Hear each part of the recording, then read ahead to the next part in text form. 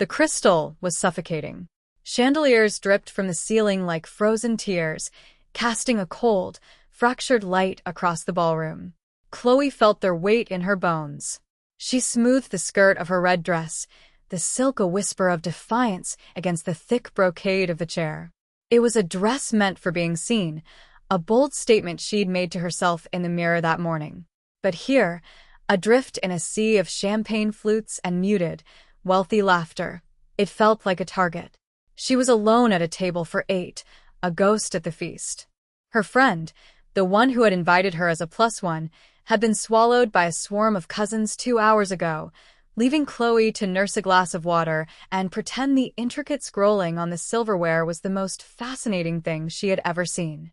She was an art history student after all. She could appreciate the craftsmanship. But the loneliness was a physical ache, a hollowness that the cavernous room only amplified. She took a slow sip of tea from a delicate porcelain cup, the warmth a small comfort. It was then that she felt a presence beside her. A shadow fell over the white linen of the tablecloth. Chloe looked up from her cup into the most arresting eyes she had ever seen. They were dark, ancient, and set in a face of finely wrinkled parchment. The woman was old, her spine ramrod straight in a gown of deep sapphire velvet, a galaxy of diamonds glittering at her throat.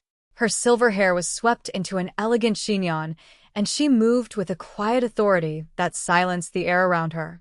Chloe recognized her from the ceremony. She was Isabella Valenti, the groom's grandmother, and the matriarch of a family spoken about in hushed, fearful tones. The woman leaned in, her perfume a cloud of antique roses and something sharp, like crushed cypress. Her voice was a low, urgent whisper, meant for Chloe and Chloe alone. "I require your assistance," the old woman murmured, her gaze unwavering. "It is a matter of great importance." A matter of safety. Chloe's heart began a frantic, panicked rhythm against her ribs. She could only nod, her throat suddenly tight. Isabella's eyes flickered over Chloe's red dress, her soft curves, her wide, startled eyes. A flicker of something unreadable passed through them before she continued. "In a moment, I am going to introduce you to my son, Marco.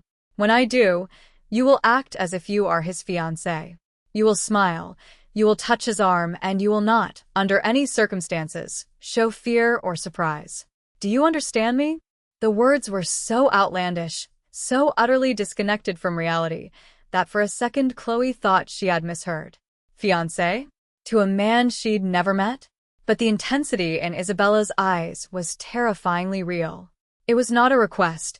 It was a command wrapped in the thinnest veil of civility. "Why?" Chloe managed to whisper, her voice barely a thread of sound. "Why me?" Isabella's lips thinned into a severe line. "Because you are here, you are alone, and you look kind. You do not look like one of us. That makes you the perfect disguise. There are men here tonight who wish my son harm. They are watching him. A surprise engagement is a distraction. It is a shield. Now, will you do it?" "Say yes." The world tilted. Every instinct screamed at Chloe to run, to make an excuse and flee the gilded cage of this ballroom. But she saw the raw, desperate plea beneath the woman's iron will. It was a look of pure maternal terror. And in that moment, something shifted inside Chloe. The girl who felt invisible, who apologized for taking up space, found a sliver of steel she didn't know she possessed. She looked at Isabella Valenti, the formidable head of a dangerous family, and gave a single, firm nod. Yes. Isabella's shoulders relaxed by a fraction, a barely perceptible easing of tension. "Good girl," she murmured, her hand briefly touching Chloe's arm. The touch was cool, dry, and surprisingly strong. "Stand up. Come with me." Chloe rose on shaky legs, her red dress suddenly feeling less like a statement and more like a sacrificial gown. The room seemed to warp around her as she followed the old woman through the maze of tables. The hum of conversation, the clinking of glasses, it all faded into a distant roar. Her entire universe had narrowed to the sapphire velvet of Isabella's back and the thunder of her own pulse in her ears. They were heading toward the center of the room, where a knot of men stood in dark, impeccably tailored suits. They formed a protective circle around one man. Even from a distance, he was the undeniable center of gravity. He was tall, with shoulders that strained the fabric of his jacket, and hair as black as polished jet. He wasn't speaking, merely listening to the men around him, his expression a mask of cold neutrality. But there was a stillness about him, a coiled energy that promised violence. This, Chloe knew with a certainty that chilled her to the bone, was Marco Valenti. As they drew closer, the men around him parted like the sea before a king. Marco's had turned, and his eyes found his mother's. Then they slid to Chloe. They were not chips of ice as she had first imagined. They were chips of obsidian, dark and depthless and utterly unreadable. He had the chiseled, severe beauty of a Roman statue, all hard planes and uncompromising lines. A faint scar cut through his left eyebrow, the only flaw in the intimidating perfection of his face. "Marco," Isabella said, her voice smooth as cream now, all traces of her earlier urgency gone. She placed a hand on Chloe's back, gently nudging her forward. "There is someone I would like you to meet. Though, I believe you two are already acquainted." Marco's gaze remained on Chloe, a slow, deliberate assessment that stripped her bare. She felt pinned by it, like a butterfly under glass. He didn't look at her body with disdain, as so many men did. He looked at her with a stark, unnerving curiosity, as if he were trying to solve a puzzle. Then, Isabella delivered the killing blow. "Darling, why have you been keeping this lovely young woman a secret? It is not every day my son gets engaged." A muscle jumped in Marco Valenti's jaw. It was the only sign, the only crack in his fortress of composure. His dark eyes widened for a fraction of a second, a flicker of shock that was gone as quickly as it came. He recovered instantly, his expression smoothing back into that formidable calm. He extended a hand to Chloe, not for a handshake, but as an invitation. "My apologies, Mother," he said, his voice a low, gravelly baritone that vibrated through the floor. "I was waiting for the right moment. It seems you have found it for me." His eyes met Chloe's, and in their depths was a silent, lethal command. "Play along, or else." Chloe's hand was trembling as she placed it in his. His skin was warm, his grip firm and possessive as his fingers closed around hers. He drew her to his side, his other arm wrapping around her waist, settling on the curve of her hip with an assuredness that stole her breath. He pulled her flush against his side. He was solid muscle and heat, and his scent filled her senses. Expensive cologne, clean linen, and something wilder, like distant smoke. "Everyone," Marco announced, his voice carrying easily over the nearby chatter, which had died down as all eyes turned to them. "I would like you to meet Chloe, my fiancée." The word hung in the air, glittering and dangerous. Fiancé. It felt alien on Chloe's tongue even in her thoughts. A man with a slick, reptilian smile and eyes that didn't match had detached himself from the group. He was handsome in a predatory way, his suit just a little too flashy, his watch face ostentatiously large.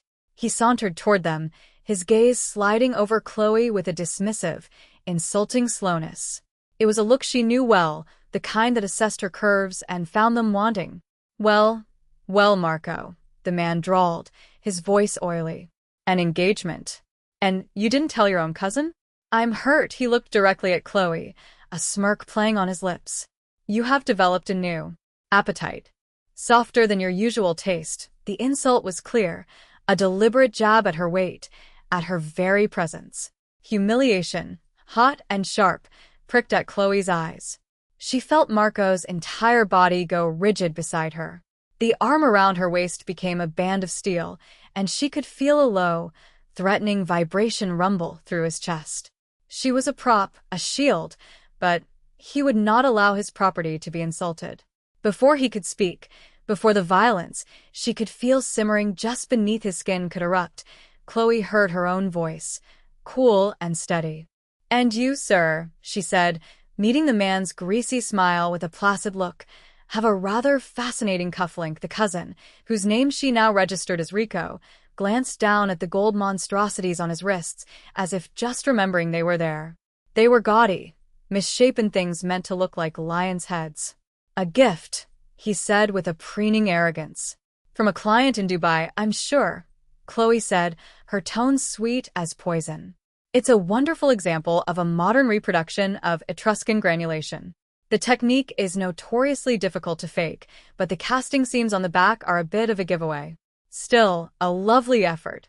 The originals, of course, are far more delicate silence. Thick, stunned silence. Rico's smug expression dissolved, replaced by a blotchy, furious red. He had been exposed as a fraud, his gaudy wealth dismissed as a cheap imitation, and all of it done with the polite, cutting precision of an academic. He opened and closed his mouth, but no sound came out. Chloe kept her gaze level, her heart hammering against her ribs like a trapped bird. She had spent years studying the minute details of art and antiquities, her mind a catalogue of forgeries and masterpieces. It was the first time her quiet, nerdy passion had ever felt like a weapon. From beside her, Marco's low chuckle was a deeply startling sound. It was dark and rich, and it sent a shiver straight down her spine. He squeezed her hip gently, a gesture of approval, of possession. His eyes, when they met hers, were no longer just curious. They were blazing with a new, dangerous light. He looked at her as if he had never truly seen a woman before. He leaned down, his lips brushing the shell of her ear as he murmured, "So, my fiancé has claws." I am intrigued. Over Marco's shoulder, she saw a broad-shouldered man in a dark suit. A bodyguard, she assumed, raise a single, impressed eyebrow. The air crackled with a new kind of tension, and Chloe realized with a jolt that she had just passed some kind of unspoken test. She hadn't just played the part, she had reshaped it. The orchestra began to play, a slow, languid waltz that beckoned couples to the gleaming dance floor. Rico, still red-faced and sputtering, had slunk away under the weight of several amused stares. Marco did not release her. Instead, he turned her to face him, his hand sliding from her hip to the small of her back. "Dance with me," he said. It wasn't a question. He led her onto the floor, his presence clearing a path through the throng of guests. All eyes were on them, whispering, speculating. Chloe felt 1,000 pinpricks of curiosity on her skin, but for the first time, she didn't feel the familiar shame of being looked at. Tucked against Marco Valeni, she felt strangely protected, as if she were at the center of a storm, the only calm and quiet place. He pulled her into his arms, one hand firm on her back, the other enveloping her own. He moved with a liquid grace that belied his size, guiding her effortlessly through the steps. She followed his lead, her body pliant and responsive. The silk of her dress swirled around her legs, and for a moment, it was easy to pretend this was real. That she was a girl in a beautiful dress, dancing with her handsome fiancé. But the man holding her was no prince, and this was no fairy tale. "You handled my cousin," he stated, his voice a low murmur against her hair. "He is a snake who values appearance above all else. You stripped him of his pride with a word about his jewelry. He was rude," Chloe said simply, her cheek resting against the fine wool of his suit jacket. She could feel the steady, powerful beat of his heart beneath her ear. "Now you will tell me the truth," he commanded softly, his tone leaving no room for argument. "My mother is a formidable woman, but she does not pluck fiancés out of thin air. Why did you agree to this ludicrous charade?" She tilted her head back to look at him. Up close, his face was even more intimidating. His jaw was sharp enough to cut glass, his dark eyes shadowed by thick lashes. "She looked scared," Chloe admitted, her voice barely above a whisper. "Your mother. Underneath all that control, she was terrified for you." I couldn't say no. His expression didn't change, but something in his eyes shifted, a flicker of something that might have been surprise, or perhaps something softer. He searched her face, his gaze intense, as if he could see right through her skin and into her soul. He was looking for the angle, the hidden motive, the lie. She met his gaze without flinching, offering him nothing but the simple, unvarnished truth. He was the one who broke the contact first, his eyes dropping to her mouth. "No one has ever done something for me without wanting something in return," he said, his voice thick with a cynicism that sounded ancient. What is it that you want, Chloe? To get through the night and go home to my apartment, where my biggest problem is a paper on Renaissance patronage, she answered honestly.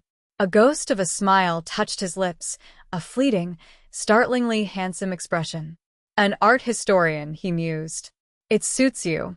You see things others miss. The music swelled around them, and he pulled her infinitesimally closer. Her breasts were pressed against the hard wall of his chest, the heat of his body a palpable force. You are with me for the rest of the night, he declared, his thumb stroking the back of her hand. You do not leave my side. You do not speak to anyone unless I approve it. You are mine until I say otherwise. Is that understood? The possessiveness in his voice should have terrified her. It did on some level, but on another, deeper level it was thrilling. To be claimed so completely, to be the sole focus of this powerful, dangerous man. It was a fantasy she'd never even dared to have. She gave a small nod. Understood. After the dance, he guided her away from the throng, through a set of ornate glass doors that led onto a wide marble balcony. The cool night air was a relief after the stuffy warmth of the ballroom.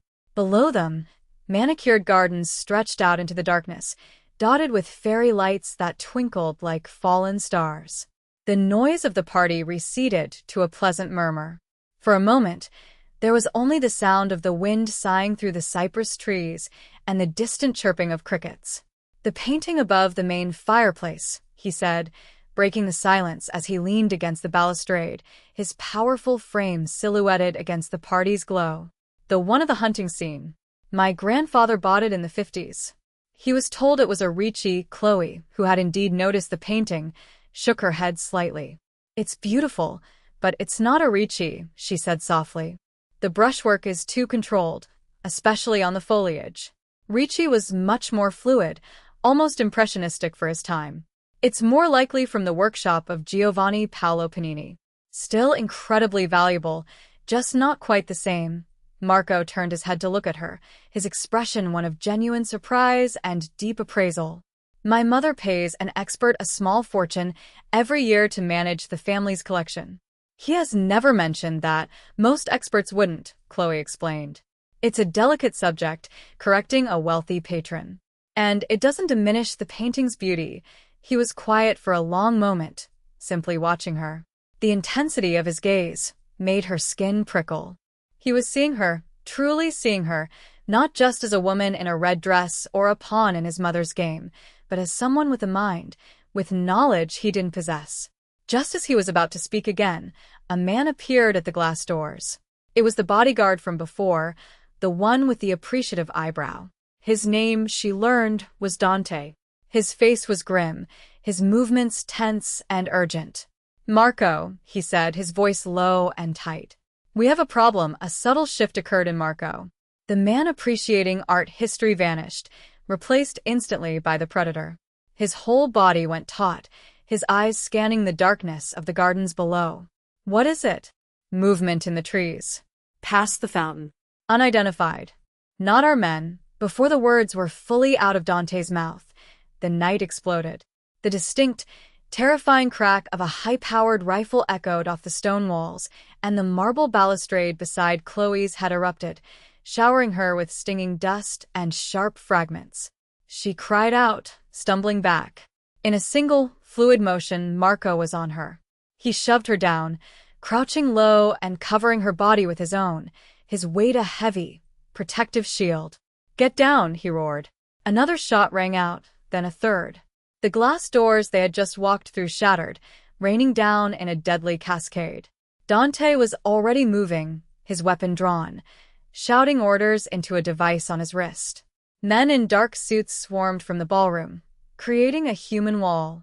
The garden below erupted into a chaos of muzzle flashes and guttural shouts. Chloe was pressed against the cold marble floor, Marco's hard body a cage around her, his heart hammering a frantic rhythm against her back. The scent of ozone and gunpowder filled the air. She was terrified, her mind screaming, but she did not panic. Her body was trembling, but her eyes were wide open, scanning, processing. Through the chaos, through the legs of the men creating a barricade, she saw something. A brief, unnatural glint of light from a window in the opposite wing of the estate. A building she knew from the event map was the old library. It was a reflection, a flash of ballroom light on something metallic and curved. It wasn't the chaotic flashes from the garden. This was different. It was controlled. It was a sniper scope.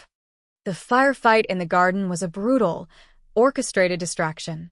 A storm of noise and violence designed to draw every eye, every weapon, downward.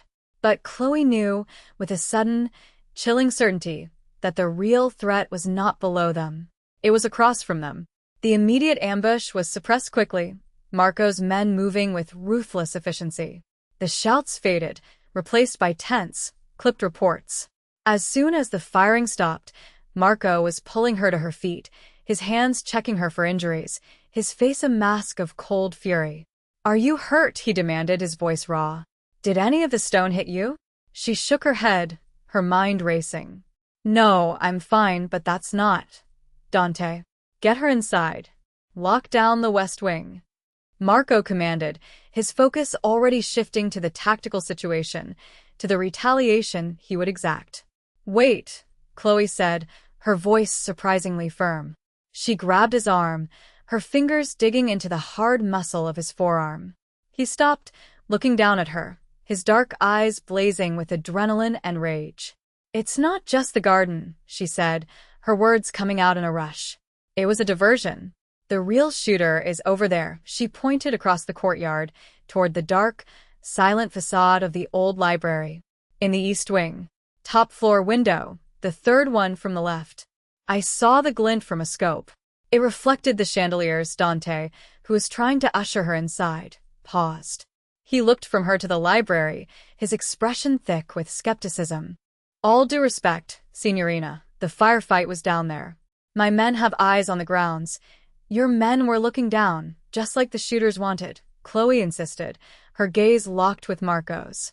She would not be dismissed. "It was a crossfire. They were trying to flush you out onto the balcony and pin you between 2 points of attack.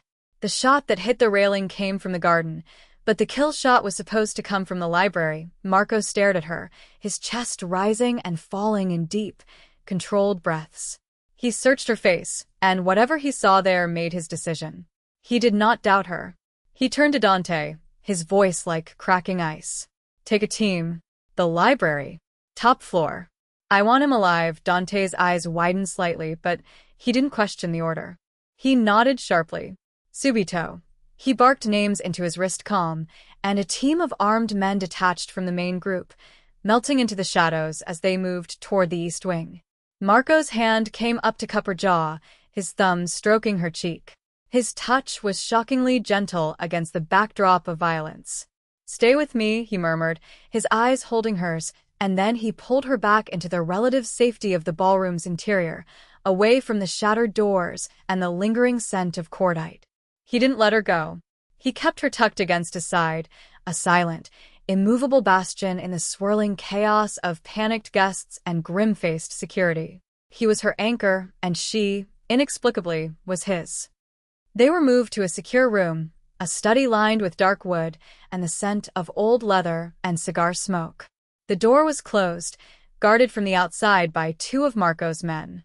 The distant sounds of the party had been replaced by a tense, heavy silence. The adrenaline began to recede, leaving Chloe feeling shaky and cold. She sank into a plush leather armchair, her red dress looking garishly bright in the dim, masculine room. Marco stood by the window, staring out into the night, his back to her. He was a monolith of contained rage. He spoke quietly into his phone in rapid, guttural Italian, his voice a low, lethal weapon. Chloe couldn't understand the words, but she understood the tone. It was the sound of death sentences being passed. After a few minutes, he ended the call and turned to face her. The fury was still there, banked behind his dark eyes, but his expression as he looked at her was different. It was complex, layered with something she couldn't name. He crossed the room and crouched in front of her chair. He took her hand, turning it over in his. His thumb brushed over a small, angry red scrape on her forearm where a piece of flying marble must have grazed her. She hadn't even felt it. You are hurt, he said, his voice soft. He pulled a pristine white handkerchief from his breast pocket and gently, meticulously, dabbed at the tiny beads of blood. His touch was so careful, so tender, it made her throat ache. You saw what my trained men missed, he said, his gaze lifting to meet hers. Dante's team found him, just where you said he'd be, with a rifle and a direct line of sight to that balcony.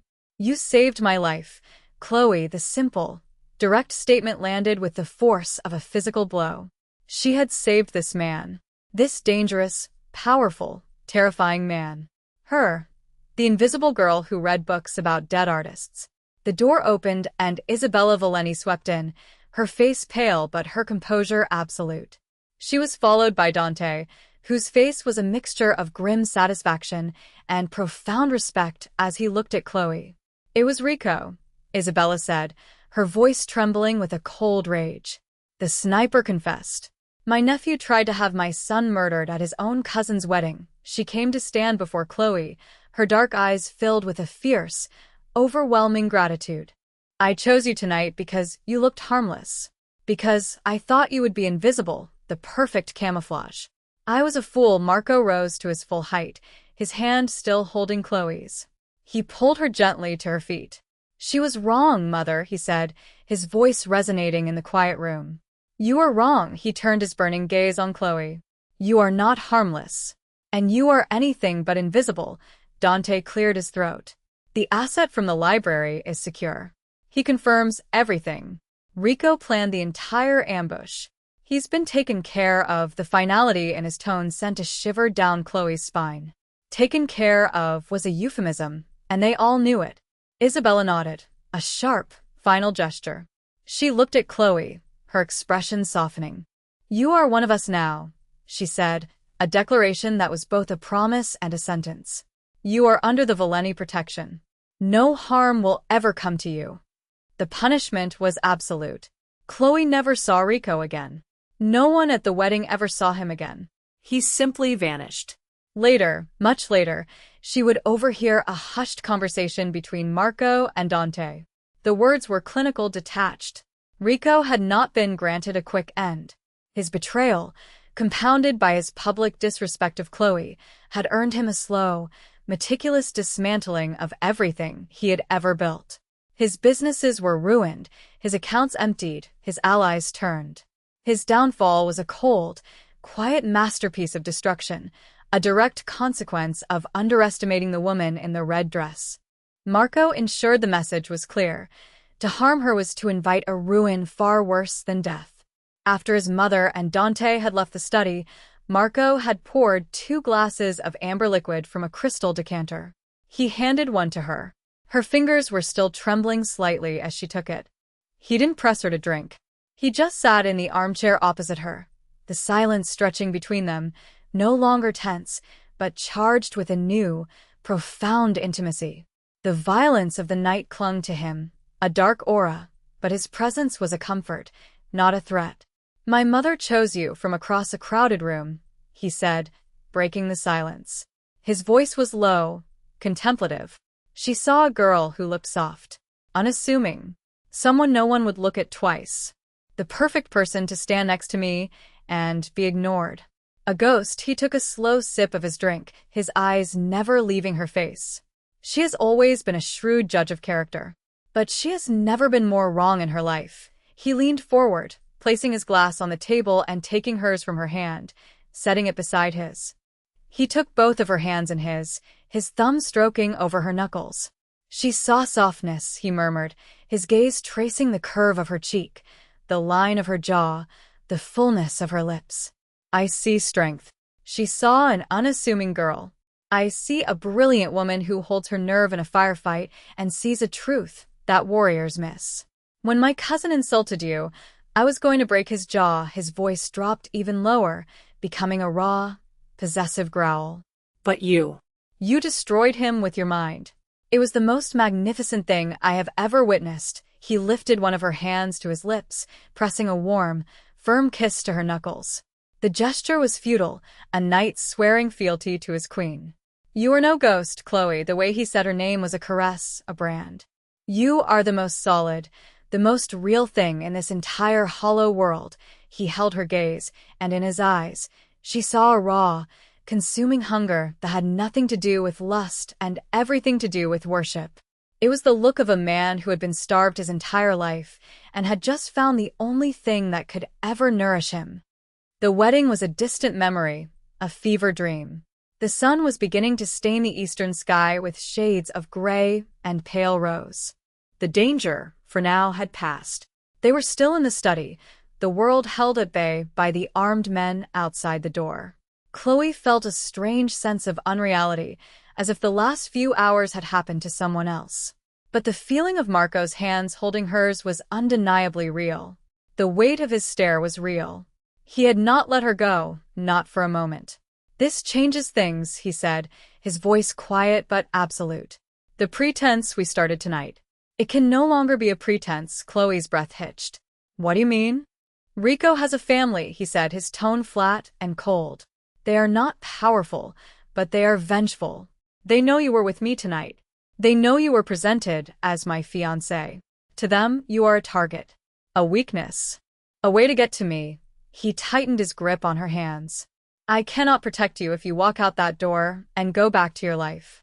I cannot have men watching you from a distance. The only way to ensure your absolute safety is for you to remain by my side." Permanently, he was laying out the logic of a gilded cage, a prison of protection. But when she looked into his eyes, she didn't see a jailer.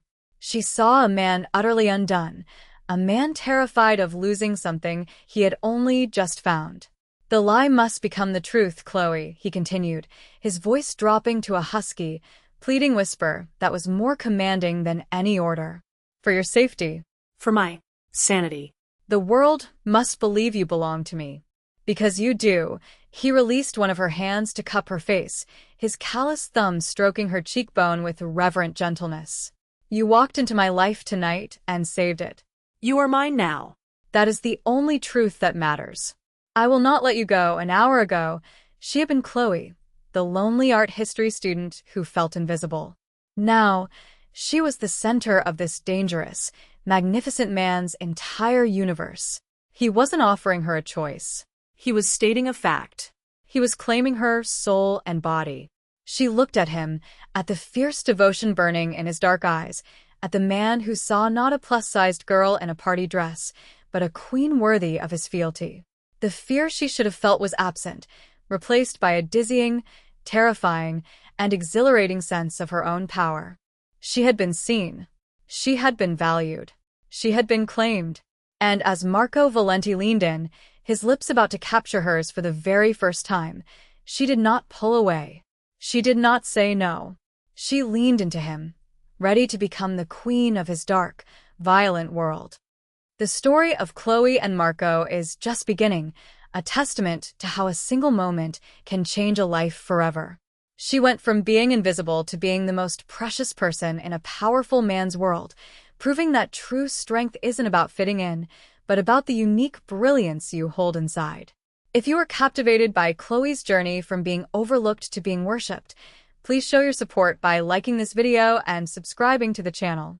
Don't forget to click the notification bell so you won't miss our next story. Share your favorite moment in the comments below. We love hearing from you and can't wait to bring you more tales of unexpected love and fierce devotion. Thank you for watching.